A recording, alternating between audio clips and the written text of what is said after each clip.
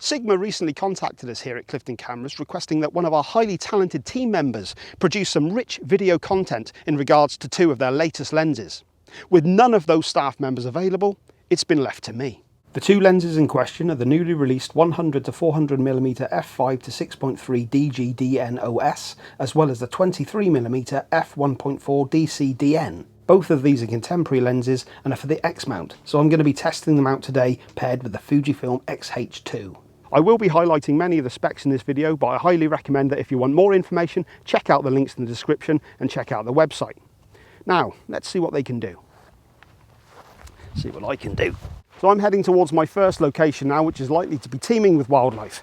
And that's going to be a perfect excuse to try out the 100 to 400mm. This is of course a great choice for sports and wildlife photography, and when you factor in that this is going to be mounted onto an APS-C size sensor, you actually have a focal length of 150 to 600mm, which is pretty impressive. It is hot today.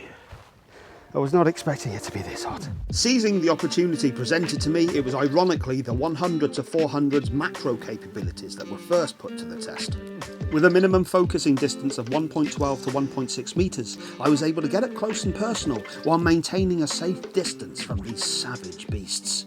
This provided a great test of the lens's image stabilization, which I think handled things admirably. I was also very impressed with the bokeh, which delivered fantastic subject separation. Now that I had a few images under my belt, I felt confident in moving on to something more challenging. Perhaps a little too challenging. I have to say, I have a lot of respect for wildlife photographers, because capturing decent images of these fast-moving critters is not easy. The lens is doing a fantastic job. I, however, am struggling. Oh, there's one. My God.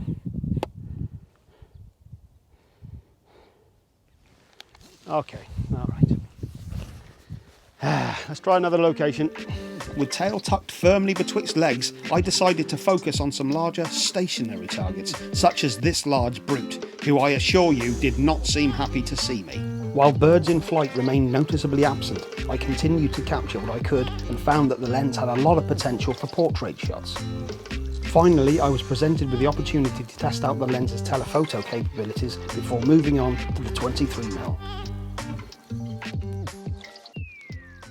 Now I'm going to try the 23mm, which has a 34.5mm full frame equivalent, and this lens is perfect for when a plane flies over. And this is a great all-round lens that's perfect for portraits, architecture, landscapes. It's even great for macro thanks to its f1.4 aperture and a 25cm minimum focusing distance. And that very same f1.4 aperture makes it a perfect choice for low light situations. So I might try and get some of that later on tonight if I can, but for now, let's see what we can capture with it.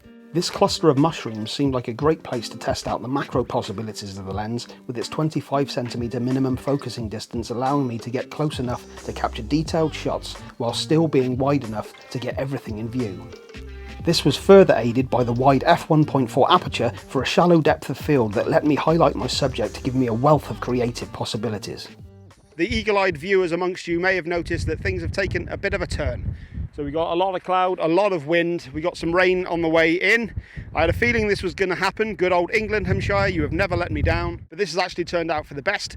Any of you tried to do landscape photography in bright open skies knows that it can be kind of boring. There's very little dynamics and everything just gets washed out and dull.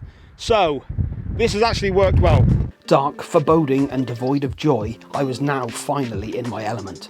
Mounted on an APS-C size sensor gives the lens a 35mm focal length, which is perfect for landscapes.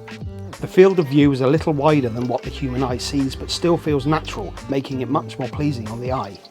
Another benefit of this focal length is that your images will feature much less distortion, which can be way more apparent when using wider lenses. Add to this the fact that the lens only weighs 340 grams and you have a fantastic landscape lens that you can carry around with you all day while barely noticing. With the storm progressively getting worse, it was time to seek shelter.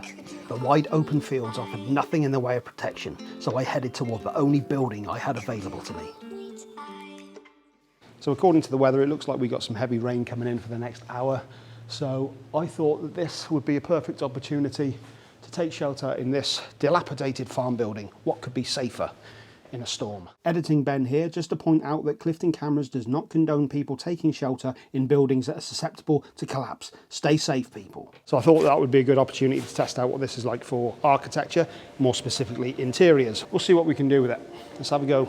Much like when shooting landscapes, the 23mm wide angle of view allows you to capture large subjects with no distortion to the image. You also have the f1.4 aperture, which provides you plenty of light gathering capabilities for darker situations. Now, I'm no quantity surveyor, but I think there's some structural damage there. Yeah. Despite its wide angle of view, the 23mm allows you to get in close to your subject for more intimate and creative shots.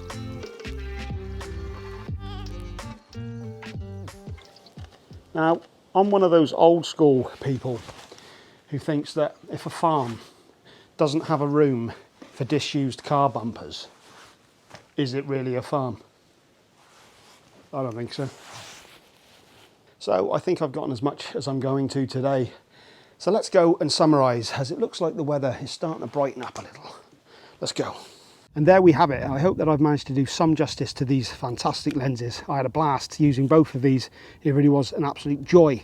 The 100-400mm, it took me a little while to get into. I've always struggled with this sort of focal length, but after a while I really started to enjoy it. Nearly got hit by a falling apple. After a while, once I started getting a few decent shots with it, it was just a joy to use. You know what it's like. You start out, things aren't happening, but then you start getting into a flow and it suddenly starts to work. It's a great lens. It weighs 1,135 grams, or at least I think that's the L-mount version. So, I mean, you know, there's a bit of weight to it, but to be honest, for what you get, it's not that bad at all. I didn't really notice it that much throughout the day. The 23mm, however, I mean, this was the star of the show for me. I truly enjoyed this lens. This was just the ease of use of this lens right from the very first shot right to the last. I think this one weighs 340 grams. You barely notice that you've got it on you. It's just such a joy to use. Not only that, it has such a wide range of applications as well. You can do anything from landscapes to portraits to really up close and detailed macro shots. Got low light capabilities because of the f1.4 aperture. It's so good. If there was one lens I'd really love to have, I mean, you know, Sigma, if you're listening, I mean, I'm just saying, I mean, I'd have to have an XH2 to go with it. So, you know, Fuji, if you're listening, I'm just saying. If you'd like to check out the specs for these lenses in more detail, then please check out the links in the description below. And if you have made it this far in the video, consider dropping a like, subscribe if you haven't already, and if you are subscribed, maybe hit that notification bell. It's up to you, but you know, I really would. So until the next time, I'll see you next time. Maybe, I don't know. This could be the last one I ever do, but enjoy yourselves, enjoy life. It's you know, it's a beautiful thing, isn't it? Treat each other well, and I'm rambling. Bye.